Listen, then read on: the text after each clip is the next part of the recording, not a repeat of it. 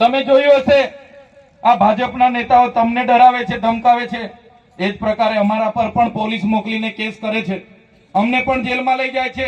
અમારો પર પરિવાર છે, અમારા બી છોકરી છે, બૈરી છે, ઘર પરિવાર છે, છતાં અમે તમારા માટે લડીએ છીએ। અમને પણ ભાજપમાં લઈ જવા માટે ખૂબ ધમકાવવામાં આવે, ડરાવવામાં આવે, પણ અમે ભાજપમાં નથી જતા। અમે ભાજપમાં જઈએ તો આજે મંત્રી થઈ જઈએ, છતાં અમે નથી જતા। કેમ? કેમ કે અમે તમારા જેવા ગરીબ લોકોમાંથી આવીએ છીએ, એટલે ગરીબો માટે લડવા માટે રાજનીતિમાં આવ્યા છે। આ લોકો કહે છે કે ચૈતરભાઈ અહીંયા આવે છે, લોકો સ્વયંભૂ ભેગા થાય છે।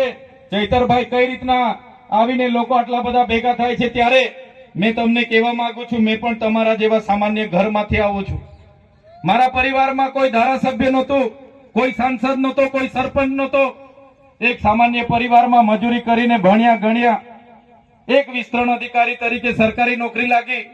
પછી મેં જોયું કે આ ભાજપના નેતાઓ તો અભણ છે અને આપણા લોકોની ગ્રાન્ટ બધી કોંગ્રેસ અને ભાજપ વાળા બેસી બેસીને વેચણી કરીને ઘરે જતા રહે છે, ભાષણો મોટા મોટા કરે છે, પણ લોકોના કામ કરતા નથી।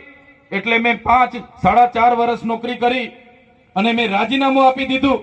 એક સામાન્ય પરિવારમાંથી મેં દુઃખ જોયું છે, મેં દુઃખ વેઠ્યું છે, મેં ગરીબી જોઈ છે, મેં ગરીબી વેઠી છે। કોઈ બેનને ઝોલીમાં લઈને જતા હોય એ બેનની મેં વેદના જોઈ છે।